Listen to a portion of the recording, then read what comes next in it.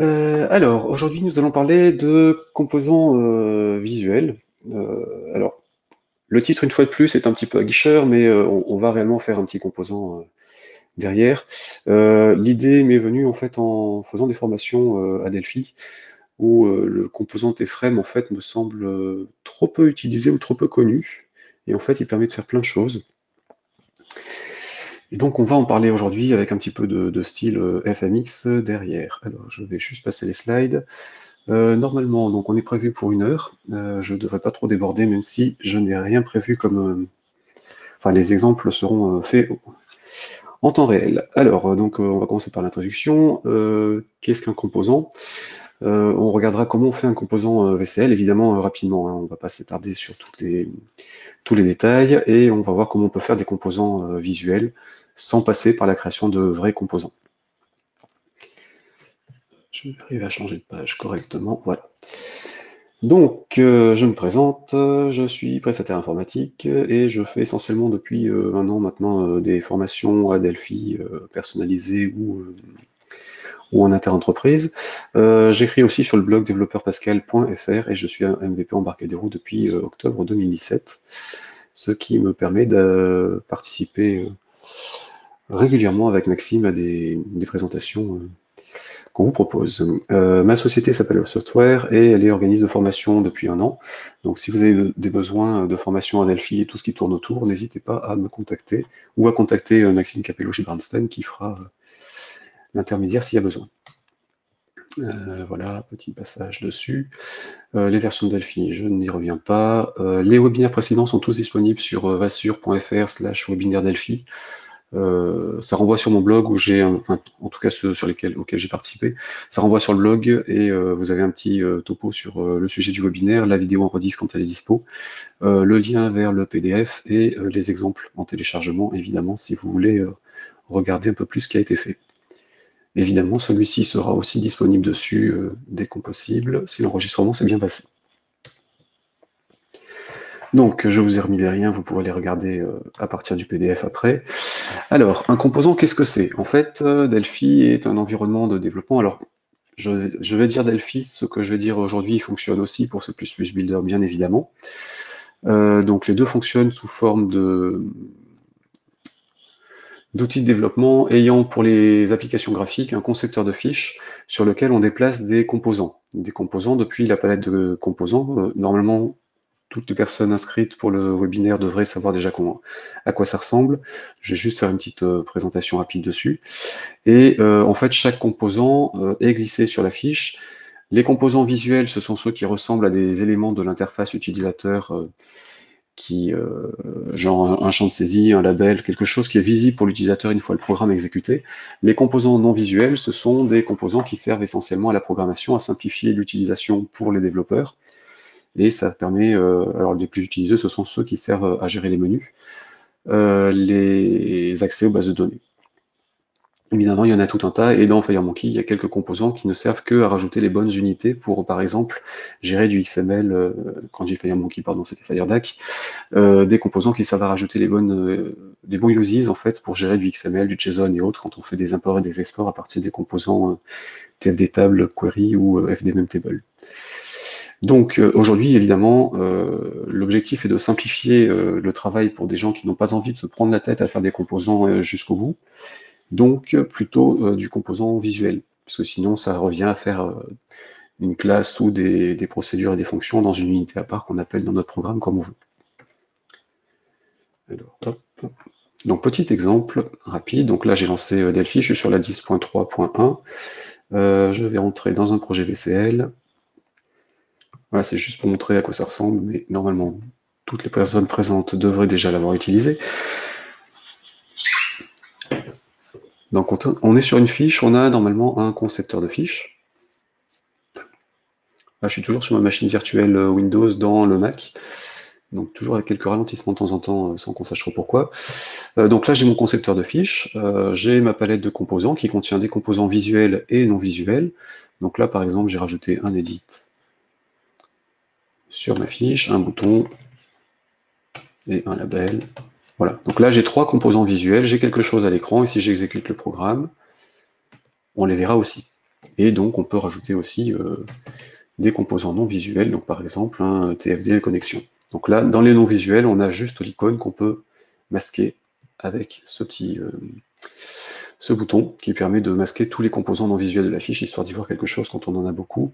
Évidemment, tout ce qui est non visuel, au mieux, idéalement, il vaut mieux les déplacer dans un T-Data Module à part pour éviter de surcharger les écrans, surtout s'ils sont utilisés dans plusieurs. C'est le cas pour les listes d'images ou la partie connexion aux bases de données.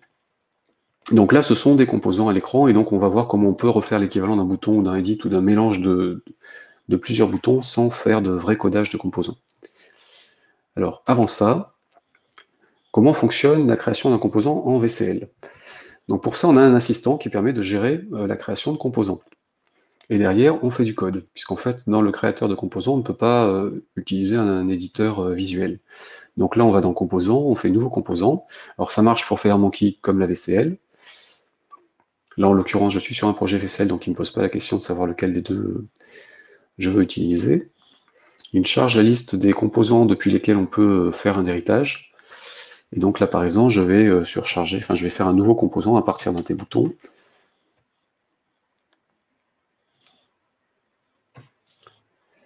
Donc j'ai ma liste avec mon T-button, je fais suivant. Là, ce sera mon T-button. Donc là, c'est le nom de mon composant. Là, ce sera en page de palette, en fait, c'est la rubrique dans la palette de composants qui sera utilisée pour le stocker. Donc là, je vais dire mes composants, par exemple. Alors, idéalement, si vous faites des composants par rapport à un projet, mettez-les tous dans le même paquet de composants. Donc, c'est en fait un projet qui contient plusieurs composants, et idéalement aussi tous dans la même rubrique, histoire de s'y retrouver. Et si vous avez des composants de projets différents, à ce moment-là, mettez-les dans des rubriques séparées si possible. Donc là, je vais laisser, je ne sais plus où est le stock par défaut, non. Donc je vais le mettre ailleurs, voilà. Ici, dans le nom du fichier, peu importe en fait, je vais dire mon composant, mon composant, enregistrer. Chemin de recherche, ce sera le chemin éventuellement rajouté dans Delphi quand on rajoute les composants. Donc là, je fais suivant. Je vais directement le créer dans un nouveau paquet. Donc là, il va me créer l'unité qui contiendra mon composant et le paquet qui va permettre de l'installer dans la palette. Alors le nom du paquet, pareil. Nouveau dossier, oui, paquet. Voilà. La description éventuelle, là je m'en fiche. Et j'ai donc normalement un nouveau projet. Alors ça c'est bon ici. Voilà. Et donc il finit par nous demander si on veut rajouter ou pas les informations du framework sur lequel on travaille. Donc là en l'occurrence, il faut mieux répondre oui, pour qu'il remplisse la partie. Alors là c'est sur l'autre projet. Voilà. Ok. Il enregistre tout, c'est pour ça. Voilà. Donc, normalement, à un moment ou à un autre, il m'aura la main. Et donc, sur la partie paquet, qu'il essaie d'installer, stop, voilà, j'ai dans le requête RTL et VCL. Si c'était un composant FMX, il aurait rajouté ici FMX pour la dépendance. Et là, mon paquet de composants contient une unité qui est le composant que je viens de créer. Donc le composant, c'est une classe avec un héritage tout simple. Ce serait T-mon-bouton qui hérite de T-bouton. Le seul impératif pour que ça atterrisse dans la palette d'objets, c'est dans la palette de composants, pardon, c'est qu'il faut qu'il soit un héritage, enfin, comme ancêtre, il y ait tes composants comme ancêtre. Et ensuite, on met une procédure register dans l'unité qui contient les composants qu'on veut référencer, et la procédure appelle juste register component avec le nom de la rubrique et la liste des composants qu'on référence, qui sont en fait les classes. Et derrière, si on installe ça, hop, donc là il le compile parce qu'il n'est pas encore fait, il installe, voilà, et donc je me retrouve dans mon projet, ici, sur la fiche, à avoir normalement une rubrique mon paquet quelque part dans la liste.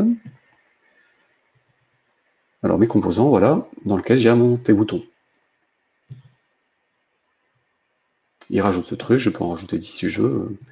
Ce sont des composants normaux. Donc on va voir comment refaire la même chose sans faire de code, parce que derrière, évidemment, si je veux lui rajouter une image, il faut que je décrive tout à la main. Donc je ferme tout ça. Évidemment, il y a la doc sur le Sur DocWiki, vous avez une doc sur comment créer un composant VCL et comment créer un composant FNX, comment y gérer les styles et ainsi de suite. Donc pour faire un pseudo-composant visuel sans coder, il y a une solution toute simple, ce sont les cadres. Alors les cadres, en fait, ça ressemble à une fiche, mais c'en est pas une. On a un concepteur de fiche qui fonctionne sur le cadre. Et derrière, en fait, ce cadre, la nouvelle fiche qu'on vient de créer, peut être importée dans une autre fiche sous forme d'import ou de composant. Je vous laisse ça, donc en pinana, ça c'est bon. Hop.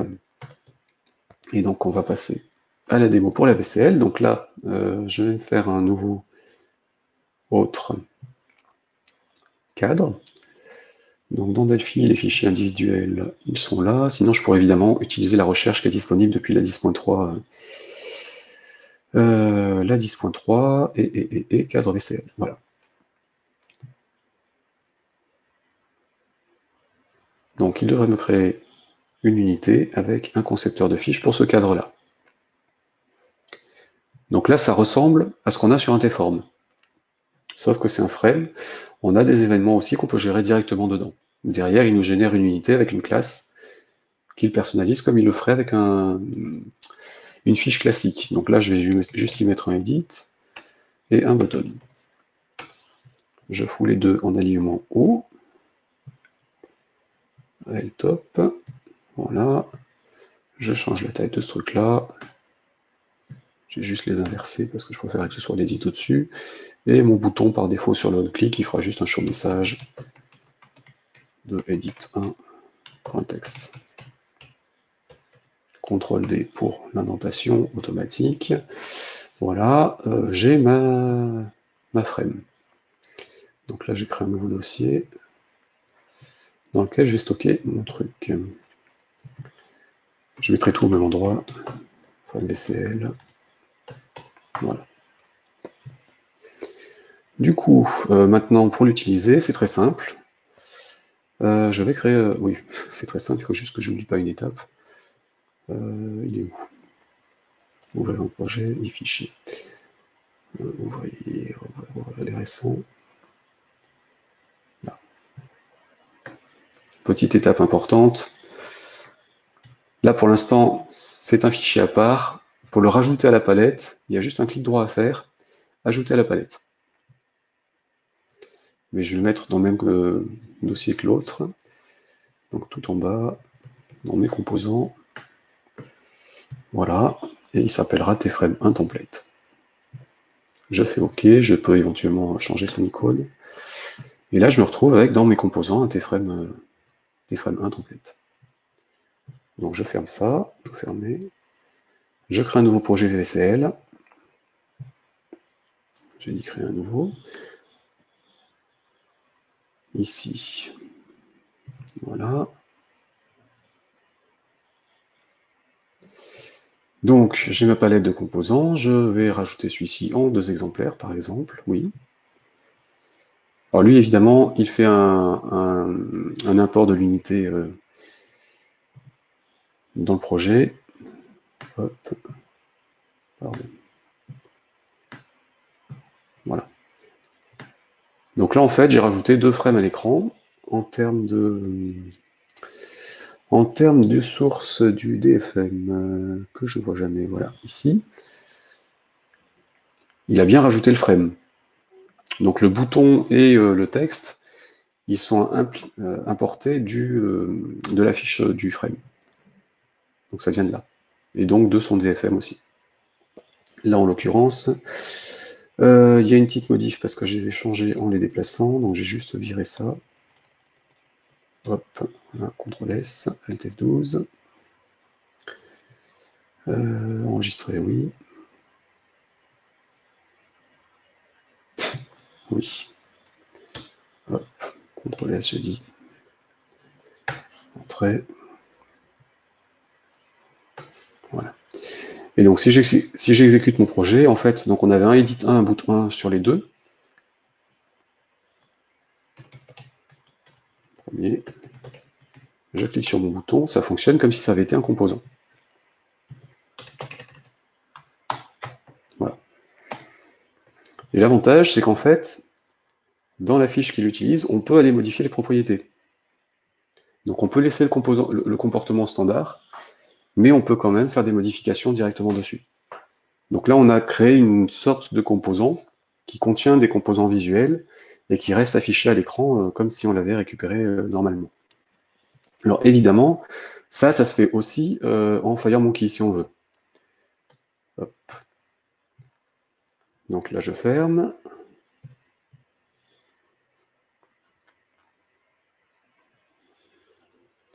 Là, je vais le faire directement dans une fiche, ce sera plus pratique. Donc directement dans le même projet, donc j'ai une application vide en multiplateforme.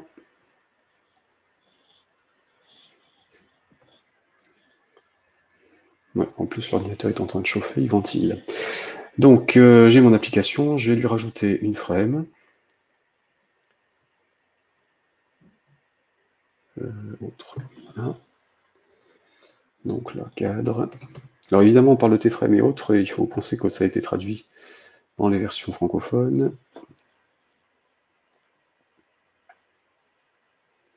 Tadam.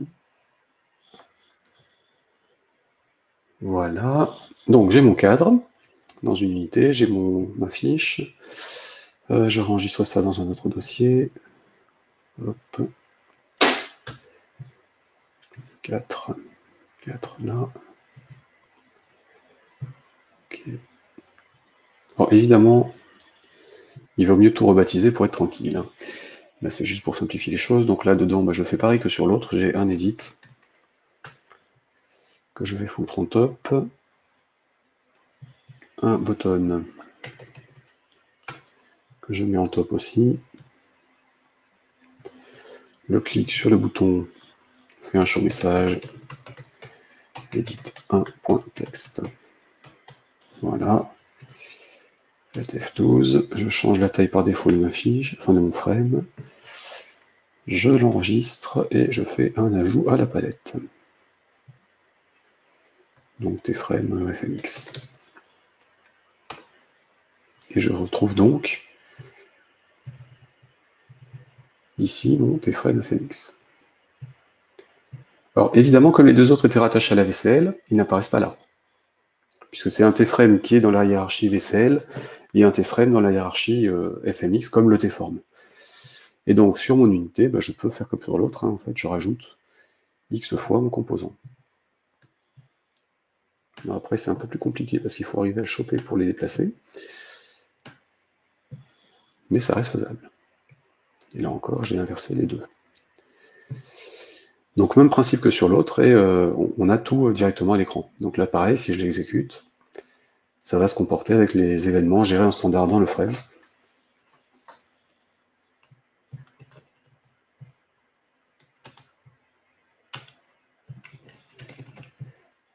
Voilà.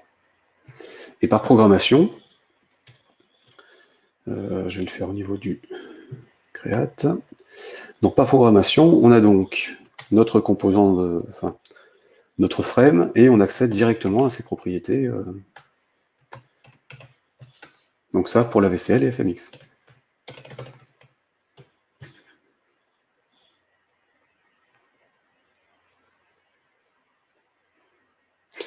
C'est pour ça qu'à mon avis, le T-frame peut servir à plein de monde.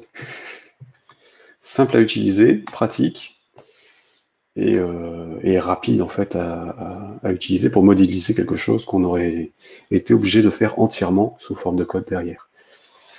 Alors, ici, donc, le T-frame en fait, il arrive à se rajouter à la palette de composants. C'est donc a priori que ça pourrait être un composant aussi, de base. Simplement, l'ajout se fait par un clic droit dessus et ajouter à la palette. Donc, il se trouve que par chance, il a bien T-component comme ancêtre. Hein, quand on va dessus, si je vais là-dessus, si je fais F1, ah oui, forcément, il ne va pas le trouver parce que je ne suis pas sur le bon, mais... Donc là, un petit coup d'aide contextuel.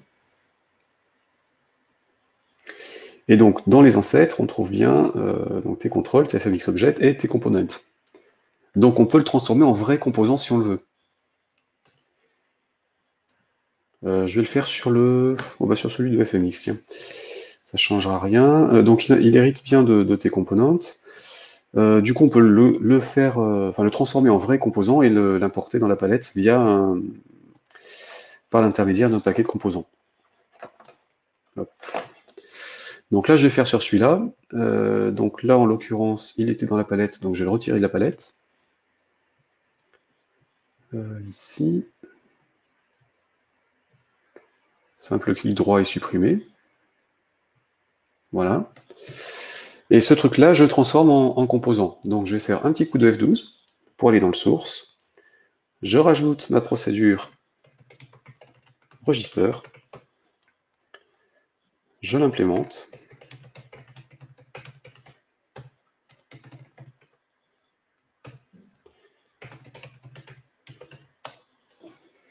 Alors, component, la page c'est toujours mes composants. Et je rajoute donc, alors sous forme de tableau, la classe qui m'intéresse, donc le tframe2. Voilà. J'enregistre ça. Je vais faire installer un paquet, non, installer un composant dans un nouveau paquet. Donc c'est ce fichier-là, donc le ini2 sur lequel je suis en train de travailler. Toc toc toc, il est dans nouveauté là. C'est celui-ci. Je l'importe dans un nouveau paquet. Donc comme tout à l'heure, il va créer un nouveau paquet avec les unités. Donc mon paquet. Là. Ici, la description, ma description. C'est un paquet de Gelfi. Je termine. Il veut rajouter le FMX dans les dépendances et enregistrer le groupe. Voilà.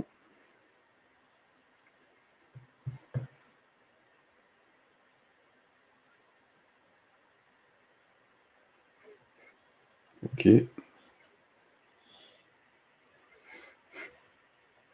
Et voilà. Donc là, en fait, donc là, il a géré les dépendances en se plantant un petit peu d'ailleurs. Il y a sans doute un bug qui traîne quelque part. Je vais virer tout ce qui était VCL. Parce que c'est pas censé être utilisé là-dessus.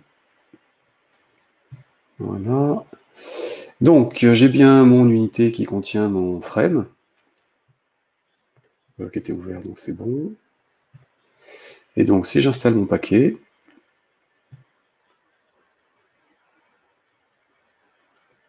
voilà, je le retrouve bien ici, dans la liste des paquets composants. Je le retrouve, mais comme j'en ai un bon paquet, il faut juste savoir où il est. J'ai dû mettre ma description comme description, donc c'est là qu'on doit le trouver. Voilà, donc c'est celui-ci qui est bien mon paquet.bpl, qui est importé, et comme composant, il a bien le tframe2 que je viens de créer, mais qui est en fait un frame que j'ai enregistré comme composant. Et du coup, bah, si je vais sur mon projet, je vais en créer un autre d'ailleurs, ce sera plus marrant. Nouveau projet FMX, FMX, Delphi, voilà. Un vierge aussi. Donc j'ai un projet vierge, ici j'ai ma palette, donc j'ai mon composant ou mon paquet, je sais plus, frame. Voilà. J'ai mon composant frame que je rajoute directement dans la liste. Et là c'est un vrai composant.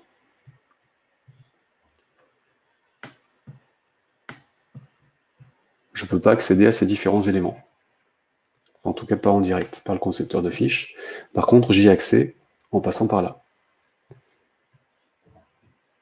Du coup, on a vraiment une zone complète qu'on peut déplacer correctement. Si on veut en changer le comportement, il faut le faire à l'intérieur. Alors, petite subtilité, le tframe n'a pas de onCreate. Par contre, une fois qu'on l'a transformé en composant, on peut en rajouter. Donc là, je ferme ça, j'enregistre. Nouveau dossier 5, ce sera très bien.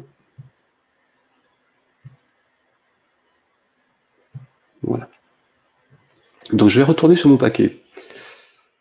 Ici, ouvrir un projet existant, il était dans le 4.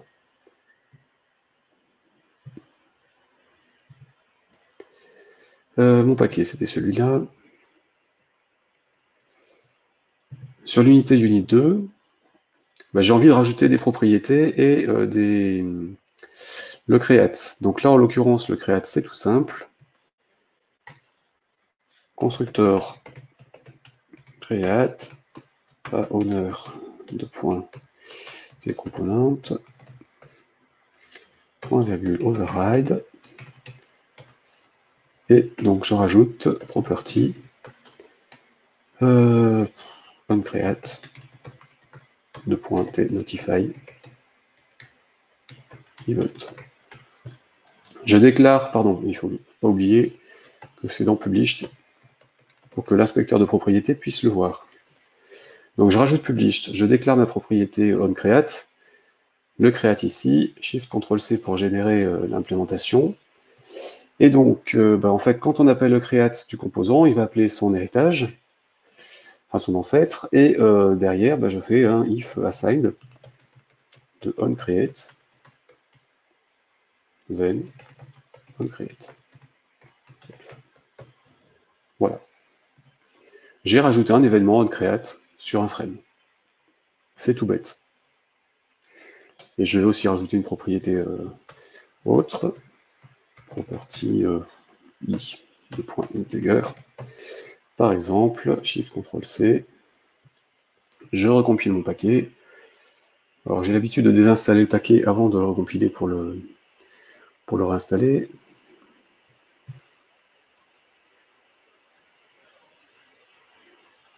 Voilà. Je retourne sur le projet que j'ai arrêté tout à l'heure. Par contre, évidemment, dossier 5, c'est celui-là. Oui. Ok, là, tout ignorer. Alors, évidemment, il y a un petit souci là-dessus. Je vais juste retirer ça et ça. Il y a des petites subtilités par rapport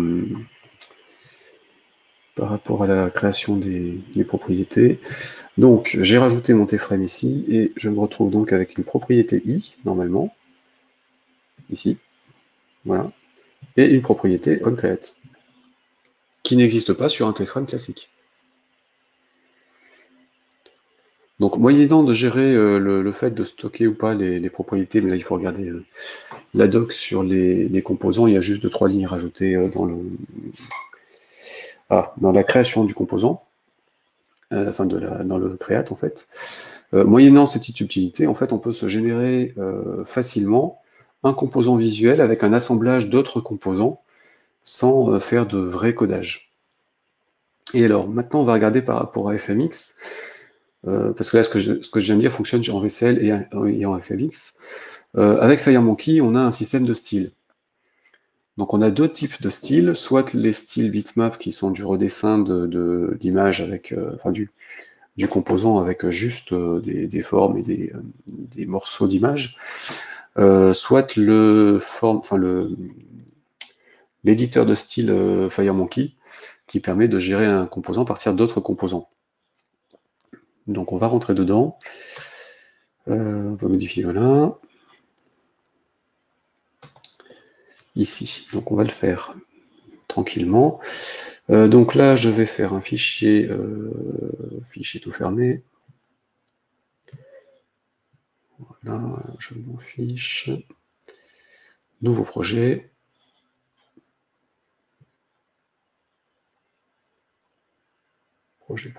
Projet, FMX, voilà. Ici. J'y mets un stylebook, qui est le composant qui permet de gérer le style de la fiche. Et le stylebook, je vais l'associer à ma fiche. Bon, à la limite, c'est pas important. Donc je rentre dedans. Par défaut, il est vierge. Ici, je peux choisir par défaut toutes les plateformes ou rajouter une plateforme en particulier. Et là, en l'occurrence, un composant FMX, c'est d'abord un layout qui va définir la zone dans laquelle on travaille. Je vais y rajouter un edit et un bouton. Et là, je suis dans le concepteur de fiches. Je ne suis pas dans un éditeur classique. Donc les deux seront l'un en dessous de l'autre. Le edit, il sera en top. Hop. Et le bouton, il sera en top aussi dans la zone. Le layout, je vais juste changer un peu sa taille. Voilà, comme ça il a la même taille que les deux autres. Et ça passe bien.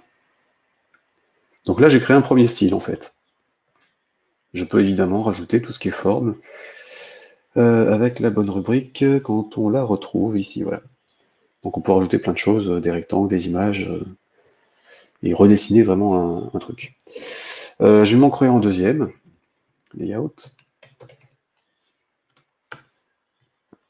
dans lequel j'ai rajouté, dans ce cas-là, je vais plutôt faire le bouton en haut et le edit en dessous. Donc je commence par le button et je rajoute le edit en dessous. Voilà, donc les deux sont aussi en top. Ça et ça.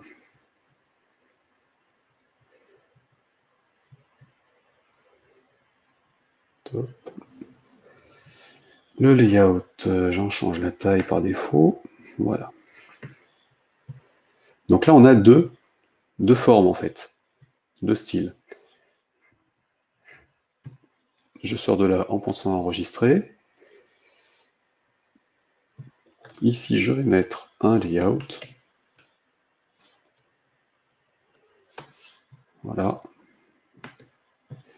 Et petite subtilité de FireMonkey, dans le style... où suis-je? Ça, ça.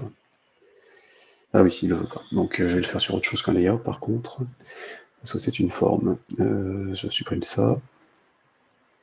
Ici. Mettons un panel. Voilà.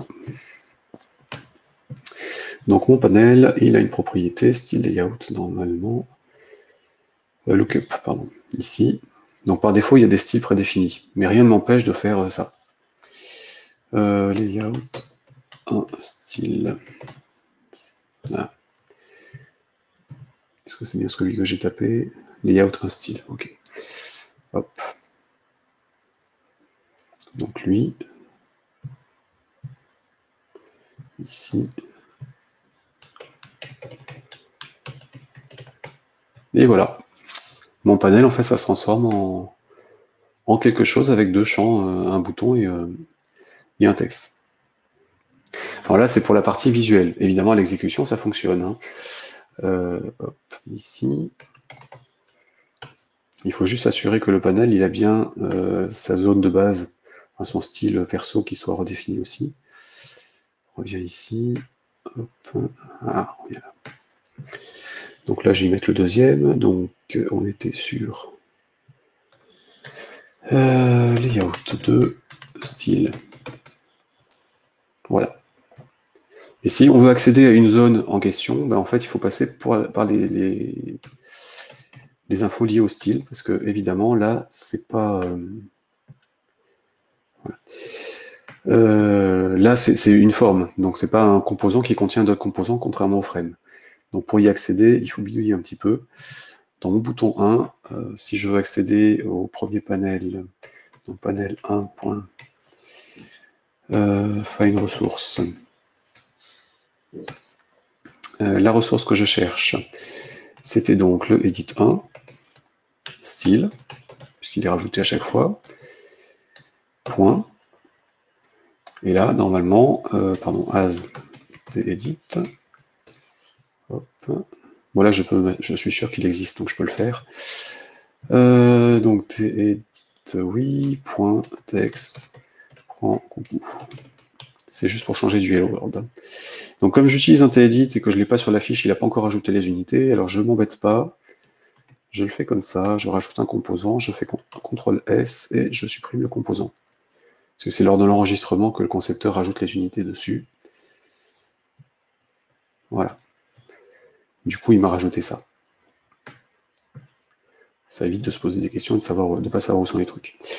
Donc là, normalement, si je clique sur mon bouton, il va changer le coucou du bouton, enfin du edit de la première zone, en fait, du premier panel.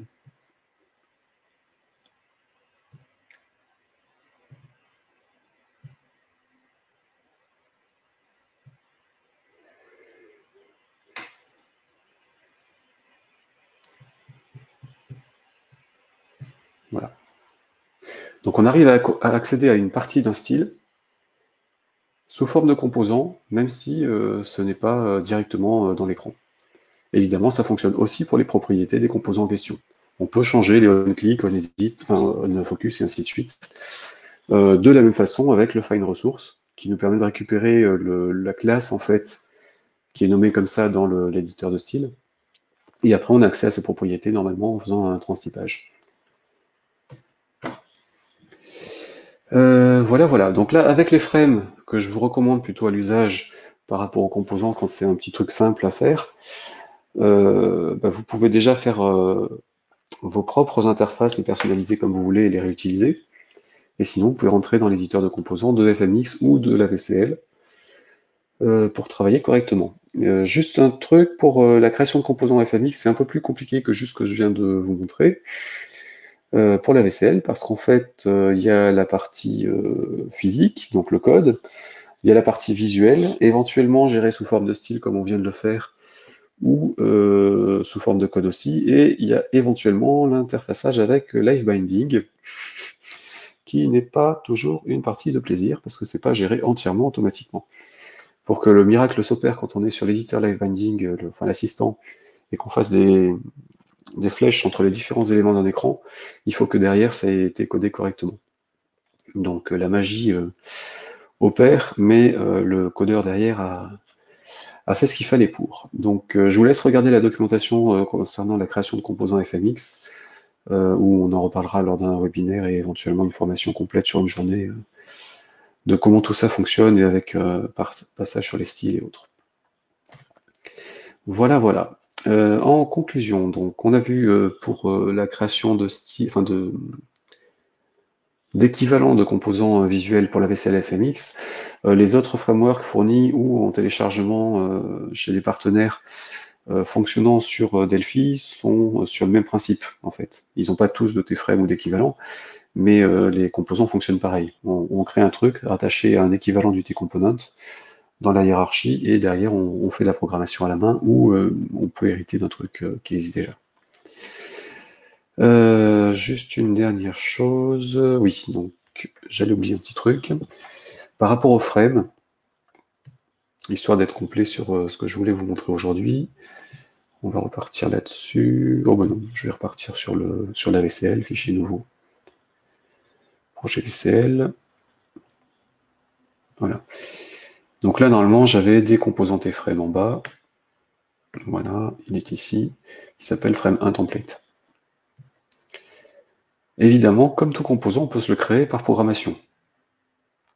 Donc là, je vais le faire. Je vais mettre un bouton ici qui va rajouter. Alors, je vais l'enlever. Hop, édition, supprimer. Bouton. Tac. Et donc, si je clique, je le rajoute. Donc là, je vais faire un... Alors, je suis sur la 10.3, donc je me permets de jouer à ça. On va être encore plus féroce. With, donc, T-frame. Alors, par contre, il s'appelle comment déjà? Hop, F12. Ça, c'est l'inconvénient d'en avoir beaucoup. Et... Donc, T-frame 1 template. F12, il est dans celui-ci. Alors, déjà, un petit coup de Alt F11 pour qu'ils le connaissent. Ou fichier utiliser l'unité. Là, en l'occurrence, j'en ai besoin que dans l'implémentation, puisque c'est que dans le code. Donc, j'ai mon T-frame 1 template. Tiens, pourquoi on n'en utilise pas? CTRL S.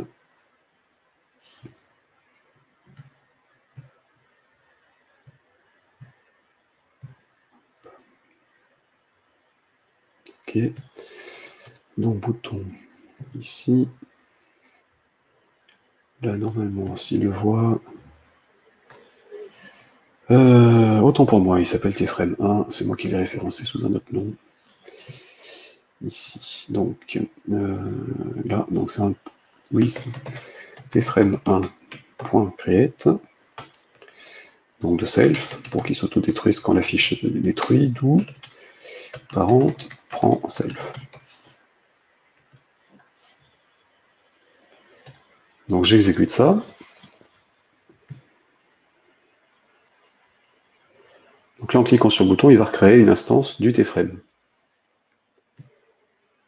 Si je le reclique, il plante. Un composant nommé frame1 existe déjà. La raison en est toute bête. Notre tframe, il est sous forme de fiche, donc on lui a donné un nom, le name. Sauf que le name, quand on recrée l'instance du composant, il en recrée un deuxième avec le même nom. Dans l'arborescence, on n'a pas le droit d'avoir deux composants identiques avec le même nom, donc en fait, ici, name prend ta point virgule, on annule le name du composant concret. Du coup, si je fais F9, je peux cliquer sur le bouton autant de fois que je veux, il en aura créé 10. Alors, sauf qu'évidemment, il faut que je les décale. Position. On est sur quoi? La VCL, donc c'est X, Y. Random.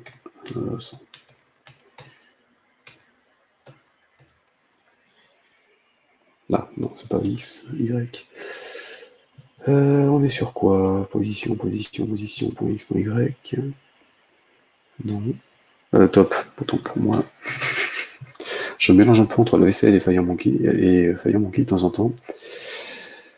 Donc, là, si je clique, il va le bouger. Voilà, et vous voyez qu'il en recrée un peu n'importe où, sans poser problème.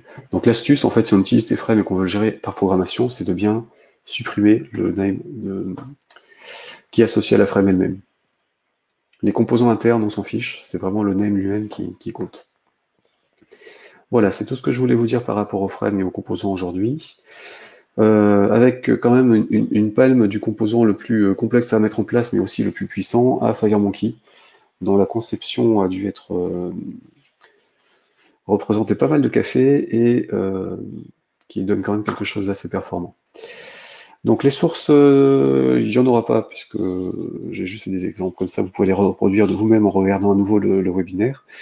On reparlera des prochains événements sous peu, et le prochain webinaire serait le 26 mars, et je vous parlerai de création de QR code et code barre et d'utilisation, donc là plutôt orienté mobile et avec utilisation de la caméra et sur les smartphones. Voilà, voilà. Et donc évidemment tout ça sera annoncé par mail pour les inscriptions et les dates. Est-ce que vous avez des questions? Alors apparemment, il n'y a pas forcément de questions, Patrick.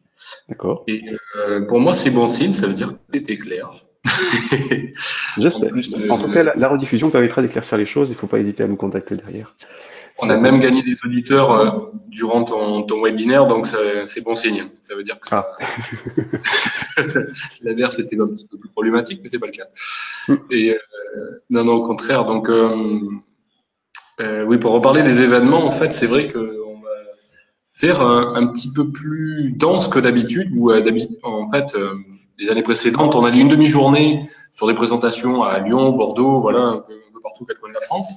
Et là, on va faire une journée complète où on va justement, en plus de présenter la dernière version de Delphi, où on va avoir quelques heures avec Patrick justement dédiées à ça. Là, c'est évidemment euh, quand même l'intérêt principal et majeur de la journée. Par contre, on va aussi avoir, on va convier en fait des intervenants et surtout des enseignants et des écoles qui justement qui utilisent et qui enseignent tout simplement Delphi et depuis plusieurs années. Alors et ça par zone géographique parce qu'on a de plus en plus de demandes et justement pour répondre à ce type de recrutement, des choses comme ça, nous on va mettre des choses en place pour qu'il y ait un petit peu plus de contact justement en fonction des zones géographiques de chaque société. On fera des présentations aussi d'applications qui ont été développées avec Delphi, toujours pareil, par des sociétés, on va dire, qui seront présentes localement. Et alors pendant que je parle là, Patrick, il y a, j'ai des petites remarques sur le T-frame. Par Oui. exemple, il y a une question là pour transformer le T-frame donc en composant, il faut qu'il soit déjà dans la palette. Non, il suffit de rajouter register et de l'inclure dans un package. En fait, tout est fait au niveau de l'enregistrement. Donc là, c'était pas celui-là, mais c'est pas grave. En fait, pour référencer un composant, il faut que ce soit un paquet qui soit inclus dans l'EDI. Donc directement en installant, si on a le source, ou en passant par composant, installer des paquets. Ici, ajouter, et donc on va choisir le fichier du paquet. Et dans le paquet, en fait, il y a un certain nombre d'unités, comme un projet classique, et il prend en compte celles qui ont register en procédure dans l'interface, et dont l'implémentation, enfin, il exécute le register, en fait, et dans l'implémentation, il faut impérativement avoir, point value, begin end, le register component,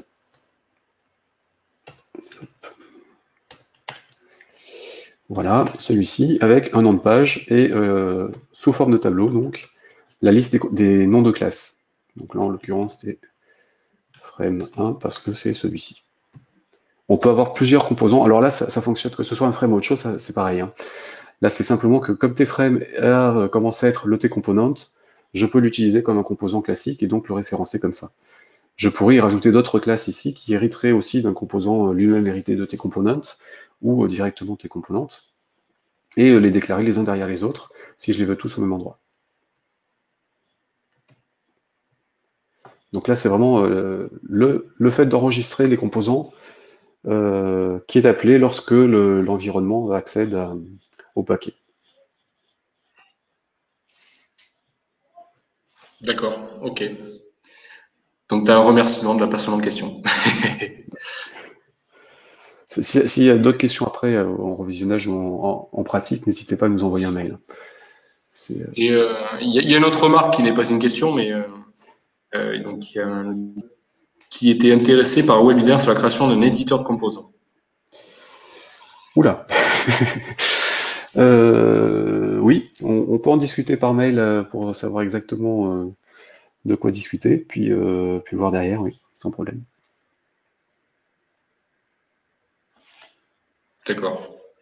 Il y a une autre marque.